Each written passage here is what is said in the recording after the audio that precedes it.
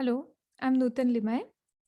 I'm presenting a joint work with Srikanth, Srinivasan, and Sébastien Tavenas, titled Set-multilinear and non-commutative formula lower bounds for iterated matrix multiplication. So here is the talk outline. I will start by defining algebraic formulas. I will then motivate why one would want to prove lower bounds for algebraic formulas. Then I will talk a little bit about proving lower bounds for set multilinear formulas and how it can have implications to proving general algebraic formula lower bounds. Then I will tell you what is known in terms of lower bounds for set multilinear formulas and where are the bottlenecks in using these lower bounds for general algebraic formula lower bounds. Finally, I will tell you about our results, which are primarily about set multilinear formulas and non-commutative formulas. Okay, so let's get started. A formula, algebraic formula, has an underlying graph structure, which is a tree. The nodes of the tree, internal nodes of the tree, are operators, either plus or multiply. The leaves are labeled with either field constants or variables. Each gate computes a polynomial in a natural way. There is a designated output gate that computes the overall polynomial. There are a couple of interesting complexity parameters about this model of computation. One is its depth. So the depth of the formula is the length of the longest leaf to root path. The size is the other interesting parameter we consider, and the size of the formula is the number of operations inside it. So in this case, it is 7, and the depth is 3. Okay, so these are these are algebraic formulas that we will primarily talk about in this talk. Now let me motivate why we want to prove lower bounds for algebraic formulas, and I would like to motivate it from the point of view of Boolean formula lower bounds. So consider this problem called the graph reachability problem. You are given a directed graph G and two designated nodes S and T. And you are required to check whether there is a path in G from S to T. This is a very well-known, well-studied problem. From a series of results in the 80s, we know that there are no constant depth polynomial size Boolean formulas for this problem. So reasonably strong lower bounds are known. In fact, what I've stated here is weaker than what's known. However, suppose I want to show that there are no arbitrary depth polynomial size Boolean formulas for this problem, then I do not know how to show this. This is an open problem. In fact, we do not know such lower bounds even for NP hard problems or NX hard problems. For even very, very hard problems, we do not know how to show that those problems are provably provably hard for arbitrary depth polynomial size Boolean formulas. So in general, proving Boolean formula lower bounds is a big open question. And because we do not know how to solve that question, one may think that it is interesting to look at some variants of this question. So the algebraic variant of this question is precisely the question that we will be talking about in this talk. And I would like to basically say that it is therefore motivated from this a very important question in the Boolean world. So to state that question in the algebraic setting, let me first give you an algebraic analog of the reachability problem. That's a polynomial called iterated matrix multiplication polynomial. Here, you are given B matrices, each n cross n. Iterated matrix multiplication stands for iteratively multiplying these D matrices. Multiplying them, you get another matrix, let's say A. The IMM ND polynomial is the 1, 1th entry of this matrix. Now, what's known about this polynomial? By a recent result, we know that in fact there are no constant depth polynomial size algebraic formulas for this problem. So the situation is like in the Boolean case. How about trying to show that there are no arbitrary depth polynomial size algebraic formulas for this problem? Now, in the algebraic setting as well, this problem is unfortunately open. But the hope is that we may be able to tackle the algebraic problem more easily, and this may then give an indication for proving something, or will be a first step towards proving Boolean formula lower bounds, perhaps.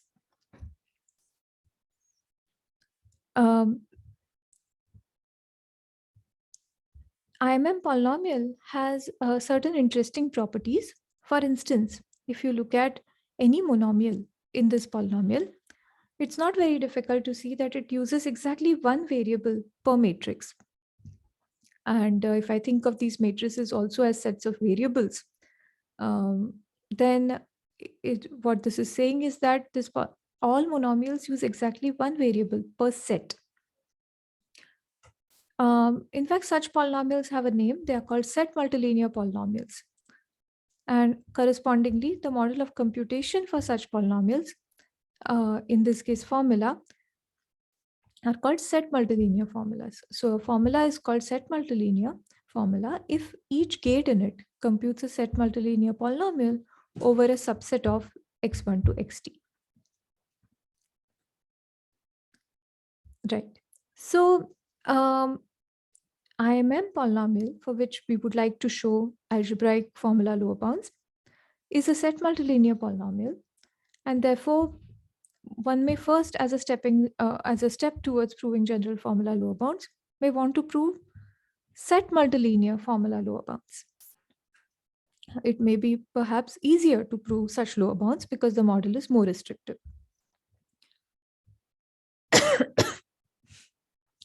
But there is more reason to try to attempt to prove lower bounds for set-multilinear formulas. And that reason comes from a result of RAS. So let P be a set-multilinear polynomial of degree B. RAS in 2009 showed that if P has a formula of size S, then we can find a set-multilinear formula for P that has size poly S times log S to the order D. Let us instantiate these functions for some specific values of D and S. Let's say D is quite small, log n by log n, and S is poly n. Then Raz's result says that if P has formulas of size poly n, then P also has set multilinear formulas of size poly n. This is great because in contrapositive, this tells us that if we are able to show just set multilinear formula lower bounds, they will imply general formula lower bounds. Superpolynomial lower bounds for set multilinear formulas will imply superpolynomial lower bounds for general formulas.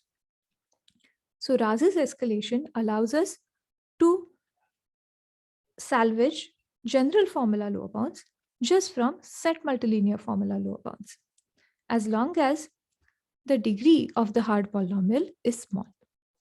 So we want to prove, therefore, now, in order to make progress towards general formula lower bounds, what would be nice is to show that show set multilinear formula lower bounds for polynomials of small degree.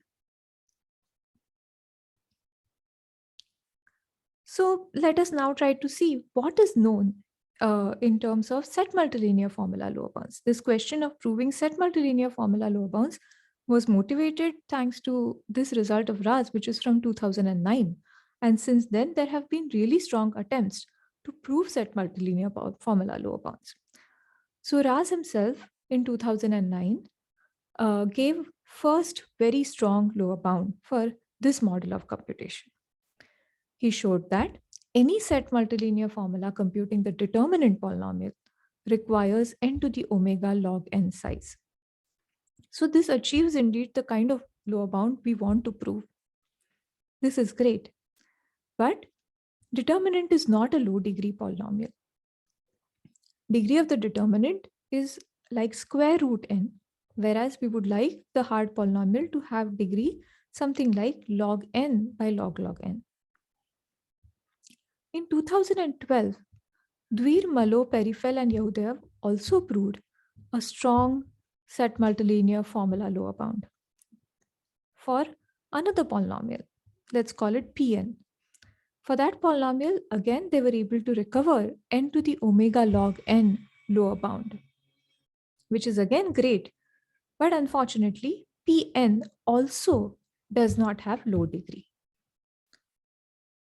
Now, it would have been nice if lower bounds known in the high degree regime gave us something interesting for the low degree regime. Is this possible? So turns out that for IMM, in fact, if we knew such lower bounds, we can get something. IMM has this really nice self-reducibility property. By that, I mean the following. IMM ND has, suppose somebody is able to show that IMM ND has set multilinear formulas of size n to the little o log d. Then, by the self-reducibility property of IMM, it implies that IMM NN also has set multilinear formulas of size n to the little o log n.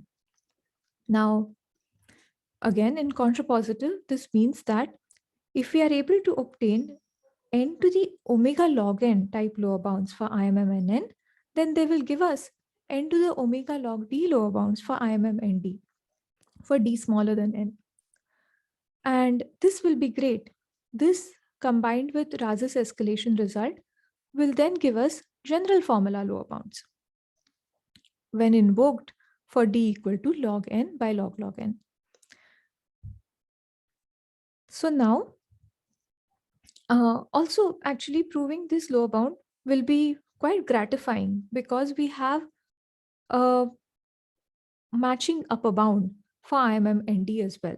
So what's known, mostly folklore, is that for any ND growing parameters, there is a set multilinear formula of size n to the order log d computing IMM ND. So this bound is not a contradiction to anything. In fact, it will, obtaining such a bound will show a tight bound of n to the theta log d on IMM ND computation. All right, so then where are we in terms of this route of attack for general formula lower bounds? So let's try to understand the bottlenecks. First, the good news. We do have n to the omega log n lower bounds. Like I told you, due to results of Raz and then Dweer, Malo, Perifel, and Yehudev's results, we have such lower bounds for polynomials such as determinant and this other polynomial Pn. But we do not have such results for IMM NN yet. Can we get them somehow from the known results? So maybe one can show that IMM NN is at least as hard as the determinant or Pn in some sense of hardness. And actually, it is known in general that IMM NN is at least as hard as the determinant of this other polynomial Pn. But unfortunately, these reductions do not preserve set multilinearity. So the lower bounds for determinant and Pn in the set multilinear world do not quite carry over for IMM NN, unfortunately. One may then wonder whether we can prove self-reducibility for problems such as the determinant or this other polynomial Pn. Even that is not known. Okay, so now what do we do in this paper? So I'm now I've kind of set up the stage to tell you what we do in this paper. So the first result we have is the following. We show that for any d less than or equal to n, any set multilinear formula computing IMM and d must have size log n to the omega log d. Let us instantiate it for d equal to n. There it says any set multilinear formula computing IMM and n must have size n to the omega log n. So this is the first such lower bound for IMM and n that has this large quality n to the omega log n.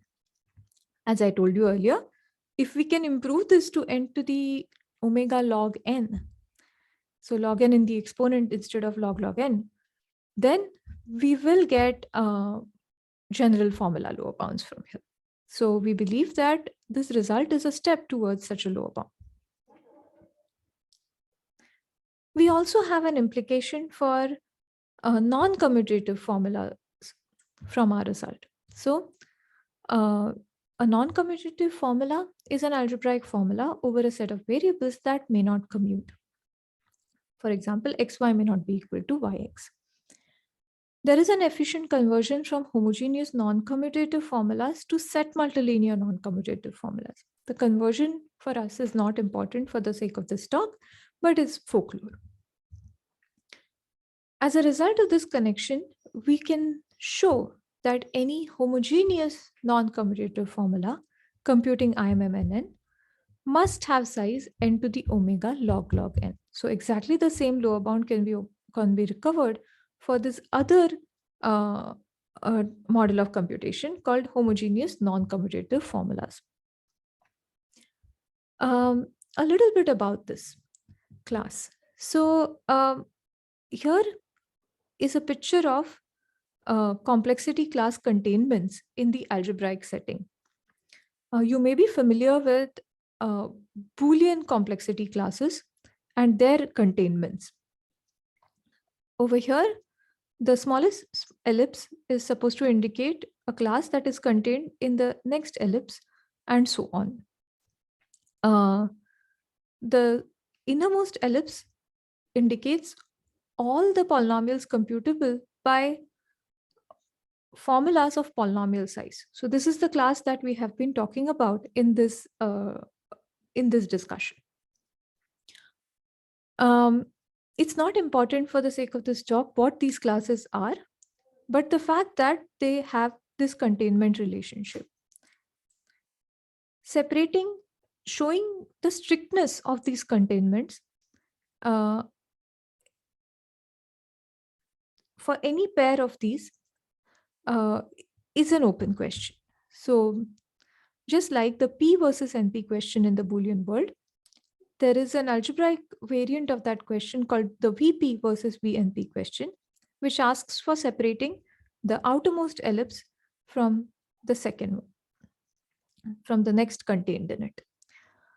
So that is a famous open problem, but in fact, if you take any pair of classes, one contained in the other, showing that the containment is strict is an open problem.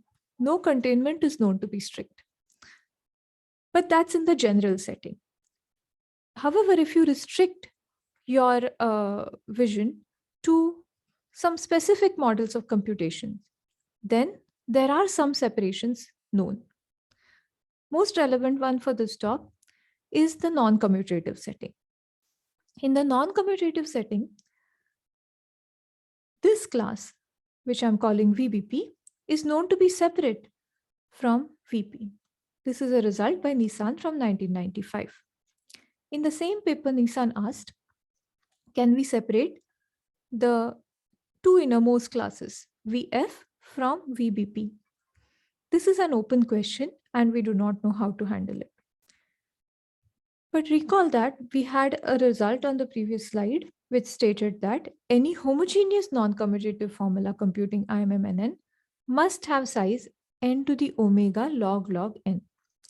This result separates VF from VBP in an even more restrictive setting, namely when we look at homogeneous non-commutative setting.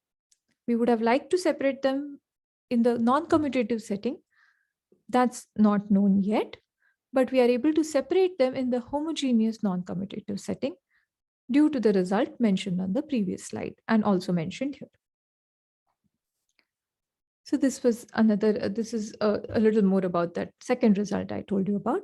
And now finally, I will tell you the last result in this paper, which is about non-commutative constant depth formulas. So recall, in a previous work, we were able to show that for growing parameters n, d, and delta, any depth 2 delta formula computing IMM must have size at least n to the d to the inverse exponential in delta. Yeah. This result gave the first superpolynomial separation, superpolynomial lower bound for constant depth algebraic circuits. But quantitatively, this could be improved quite a bit. For instance, the known upper bound for IMM is n to the d to the 1 by delta.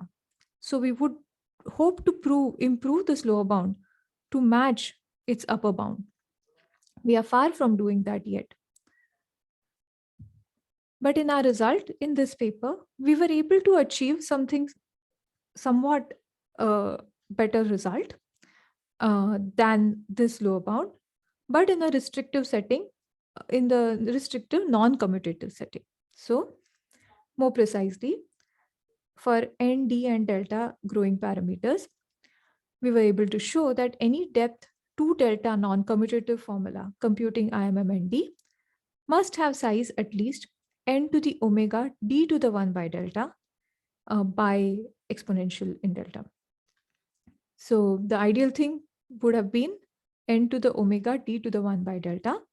We don't quite get that even for the non-commutative setting, but this is still a good improvement, quantitative improvement over the previous bound a bit in the restrictive setting. So that's the final result I wanted to tell you about.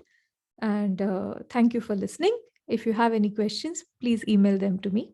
Have a good conference. Bye.